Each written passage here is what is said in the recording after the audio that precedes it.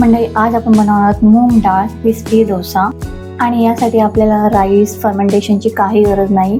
अगदी 10 ते 15 मिनिटात आपला हा डोसा तयार होतो आणि एकदम क्रिस्पी, जसं हॉटेलमध्ये डोसा मिळतो तसं क्रिस्पी एकदम डोसा आपला तयार होतो. आणि हाय प्रोटीनचा डोसा, ज्यांना वजन कमी करायचं असेल तर ही रेसिपी तुम्ही ट्राय करू शकता. त्याचबरोबर मी इथे बटाट्याची भाजी आणि लाल चटणीची रेसिपी पण शेअर करत आहे, तर व्हिडिओ शेवटपर्यंत नक्की पहा. तर यासाठी मी इथे 1 वाटी अख्खे मूग घेतलेले आणि त्याचबरोबर 4 टेबलस्पून तांदूळ घेतलेले. हे मी 4 ते 5 तास भिजत ठेवलेले. आता हे आपल्याला स्वच्छ धुवून घ्यायचं आहे. स्वच्छ धुवून झाल्यानंतर आपण हे मिक्सर ग्राइंडमध्ये काढून घेऊया. ग्राइंड करताना मिक्सरचा भांडा मोठा वापरा, म्हणजे आपला व्यवस्थितपणे ग्राइंड होऊन निघतं. आता याचबरोबर आपल्याला मिरच्या घ्यायच्या आहेत. मिरच्या मी तिखटप्रमाणे 4 घेतलेल्या आहेत. लसूण घेतलेले आहे, अद्रक घेतलेला आहे आणि त्याचबरोबर कोथिंबीर घेतलेली आहे.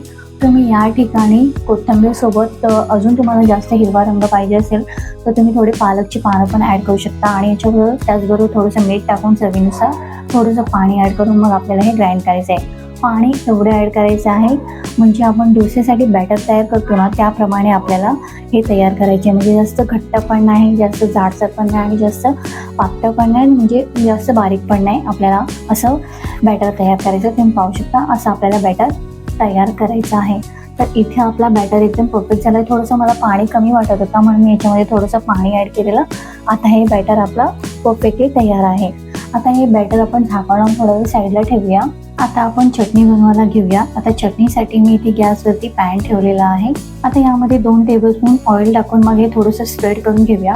आणि आता याच्यामध्ये जे आपल्याला चटणीसाठी साहित्य लागणार आहे, म्हणजे आपल्याला लागणार आहे चणा डाळ. चणा डाळ मी घेतली 1 टेबलस्पून, उडद डाळ 1 टेबलस्पून. थोडीशी अशी त्याचं सुगंध असं चांगला येईपर्यंत थोडंसं तेलामध्ये परतून घेऊया. आणि मग हे थोडंसं त्याचं कलर चेंज झाला की मग याच्यामध्ये कांदा टाकूया. कांदा मी इथे 1 उभा चिरून घेतलेला आहे आणि इथे त्याचबरोबर टॅमॅटो पण घेतलेला आहे उभा चिरून. आणि हे असं आपल्याला तेलामध्ये परतून घ्यायचं आहे. थोडंसं सॉफ्ट होईपर्यंत तरी आपल्याला परतून घ्यायचं आहे. थोडंसं हे तेलामध्ये परतल्यानंतर मग आपण याच्यामध्ये लसूण, अद्रक आणि लाल मिरची टाकणार आहोत, म्हणजे चटणीला अजून भारी चव येईल. आता हे सगळं परतून घेऊया. तोपर्यंत कांद्याचा कलर पण चेंज होईल आणि थोडा कांदा सॉफ्ट होईल, टोमॅटो पण सॉफ्ट होईल. तर आता तुम्ही पाहू शकता कांदा टोमॅटो सॉफ्ट झालेला आहे, थोडंसं कलर पण चेंज झालेला आहे. आता याच्यामध्ये आपण टाकणार खोबरा. ओला नारळ घेतलेला आहे मी, छोटा नारळ असा घेतलेला, त्यातली अर्धी वाटी. त्यातलं बाहेरचं कापड पण आहे तो काढलेला, म्हणजे त्या चटणीमध्ये थोडी कापड होणार नाही, कारण का लाल चटणी आहे आपली. आता हे व्यवस्थित आपलं परतून झालेलं आहे आणि टोमॅटो कांदा पण सॉफ्ट झालेला आहे. आता गॅस बंद करून हे आपल्याला साईडला डिशमध्ये काढून ठेवायचं आणि थंड झाल्यानंतर ग्राइंड करून घेऊया. आता आपली चटणीची पण तयारी झालेली आहे. आता बटाटा भाजी बनवायला सुरुवात करूया. आता यासाठी गॅसवरती पॅन घेऊन मग याच्यामध्ये 2 ते 3 टेबलस्पून ऑइल टाकून मग राई 1 टेबलस्पून, त्याचबरोबर थोडंसं जिरं आणि मग हे तडतडल्यानंतर आपण याच्यामध्ये कांदा टाकूया. कांदा इथे मी 1 घेतलेला आहे. त्याचबरोबर इथे कढीपत्त्याची काही पानं. आता हे व्यवस्थितपणे परतून घेऊया. आता याच्यामध्ये टोमॅटो टाकूया. टोमॅटो मी इथे अर्धा घेतलेला आहे. जर तुमच्याकडे एकदम छोटा टोमॅटो असेल तर 1 घेऊ शकता. आता हे टोमॅटो पण सॉफ्ट होईपर्यंत आपल्याला परतून घ्यायचं आहे. आणि मग याच्यामध्ये आपल्याला तिखटपणासाठी मिरच्या घेतलेल्या आहेत. मी मिरच्या अशा 2-3 बारीक कट करून घेतलेल्या आहेत, म्हणजे भाजी अजून झणझणीत अशी चव येईल. आणि त्याचबरोबर आता इथे आपण हळद पावडर टाकूया. हळद पावडर मी इथे घेतलेली आहे अर्धा टेबलस्पून आणि चवीनुसार मीठ. आता हे व्यवस्थित तेलामध्ये मिक्स करून घेऊया, कांदा तेलामध्ये.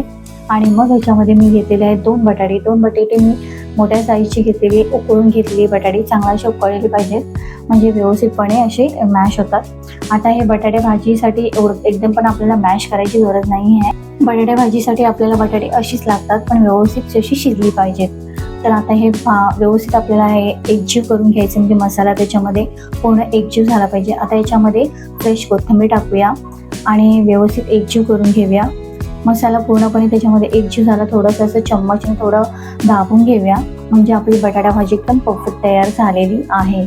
आता ही भाजी तुम्ही पाहू शकता, मस्त छान त्याची भाजी तयार आहे, बटाटा भाजी. आता इथे चटणी बनवूया. चटणी जे आपण कांदा टोमॅटो वगैरे भाजून घेतलेलं आहे, हे सगळं आपल्याला थंड झालेलं आहे. आता हे मिक्सर ग्राइंडमध्ये घेऊन मग याच्यामध्ये थोडंसं चव येण्यासाठी थोडीशी चिंच घेतलेली आहे. तुम्ही नाही टाकलात तरी चालेल, पण मी इथे थोडीशी अजून चव लागते म्हणून मी घेतलेली आहे. आता याच्यामध्ये चवीनुसार मीठ आणि थोडंसं पाणी टाकून आपल्याला हे ग्राइंड करून घ्यायचं आहे चटणीप्रमाणे. आता इथे आपली चटणी ग्राइंड करून झालेली. आता या चटणीला आपल्याला तडका द्यायचा आहे. अशा प्रकारे आपल्याला ग्राइंड करून घ्यायची आहे. आता ग्राइंड करून झाले, आता तडका द्यायला घेऊया. तर तडक्यासाठी मी इथे तडका पॅन गॅसवरती ठेवलेला आहे आणि त्याच्यामध्ये 2 टेबलस्पून ऑइल घेऊन मग याच्यामध्ये राई 1 टेबलस्पून आणि लाल मिरची आणि थोडी कढीपत्त्याची पानं टाकून मग थोडंसं असं आपल्याला लालसर करून घ्यायचं आहे. मला तडका थोडा जरा जास्तच लालसर लागतो, म्हणजे मला असं वाटतं की चटणीला चांगलीच चव येते, तर मी अशा प्रकारे लाल करते. तुमच्यापैकी पण असं लालसर कोण करतं का, तर मला कमेंटमध्ये नक्की सांगा. तर आपला हा तडका रेडी आहे. आपण हे आपल्या चटणीवरती टाकून घेऊया आणि थोडं मिक्स करून घेऊया. तर आता इथे आपली चटणी पण रेडी आहे, बटाट्याची भाजी पण तयार झाली मस्तपैकी. आता डोसा बनवायला घेऊया. तर डोशासाठी डोसा पॅन मी गॅसवरती ठेवलेला आहे. थोडं मिडियम आचवरती ठेवायचं आपल्याला. गरम झाल्यानंतर मग याच्यामध्ये थोडंसं तेल टाकून मग पाणी शिंपडून मग हे पुसून घ्यायचं आपल्याला, म्हणजे त्याचं हाय टेम्परेचर असं तो लो होतो. आणि मग आपल्याला याच्यामध्ये बॅटर टाकायचं आहे. आता व्यवस्थितपणे आपल्याला हे बॅटर फिरून मग आपला डोसा आपल्याला अशा हलक्या हाताने आपल्याला फिरवायचा आहे. आता हे थोडं डोसा असा सुक्का होत चालला, म्हणजे आपला डोसा व्यवस्थितपणे शिजत चाललेला आहे. थोडंसं ड्राय झालं वरून की मग ह्याच्यावरती थोडंसं ऑइल टाकून मग थोडंसं मी कांदा स्प्रेड केलेला आहे आणि थोडंसं मी इथे गाजर किसून घेतलेला तो पण टाकलेला आहे. तर आता हे डोसा जसं शिजतो तसे त्याचे कॉर्नर, साईडचे कॉर्नर असे उठायला लागतात, म्हणजे अशा पद्धतीने आपल्याला चेक करायचे. जर उठत चाललेला असेल, कॉर्नर सुटत असतील, तर आपला डोसा रेडी झालेला आहे. थोडासा लालसर पण दिसतोय. तर मग असा मस्तपैकी खरपूस असा डोसा तुम्हाला दिसत असेल, मी टर्न करते तर इझिली ते टर्न होतं, म्हणजे आपला कडक असा डोसा तयार झालेला आहे मस्तपैकी. आता हा नॉर्मल डोसा झाला. आता आपण दुसरा डोसा बटाटा भाजी टाकून तयार करूया. तर यासाठी पण तसंच प्रोसेस आपल्याला करायचं आहे. थोडंसं पाणी शिंपडून मग ते पुसून घ्यायचं आहे आणि मग त्याच्यावरती डोसा आपल्याला टाकायचा आहे, स्प्रेड करून घ्यायचं. थोडं ड्राय झाल्यानंतर कॉर्नर सुटत आले आणि थोडंसं लालसर असं शिजत आलं की आपल्याला दिसतंच ते ऑइल स्प्रेड करून मग त्याच्यावरती आपल्याला बटाट्याची भाजी टाकायची आहे मधोमध आणि सेंटरमध्ये बरोबर. आणि मग दोन्ही साईडनं असं टर्न करून मग आपल्याला हा डोसा हलक्या हाताने उचलायचा आहे. तर इथे भाजी पण आपली व्यवस्थितपणे सेंटरमध्ये टाकून झालेली आहे माझी. आता व्यवस्थित साईडने आपल्याला याला टर्न करून उचलायचं आहे. तर अशा पद्धतीने आपला हा पण डोसा बटाटा भाजीवाला तयार झाला आहे. दोन्ही चटणी पण तयार आहेत. आता मी तुम्हाला याचा आवाज दाखवते, तर तुम्ही आवाज ऐका. तर तुम्ही पाहू शकता मस्तपैकी आवाज आला, म्हणजे आपला कुरकुरीत डोसा तयार आहे. चटणी पण मस्तपैकी. तर रेसिपी आवडली तर लाईक करा.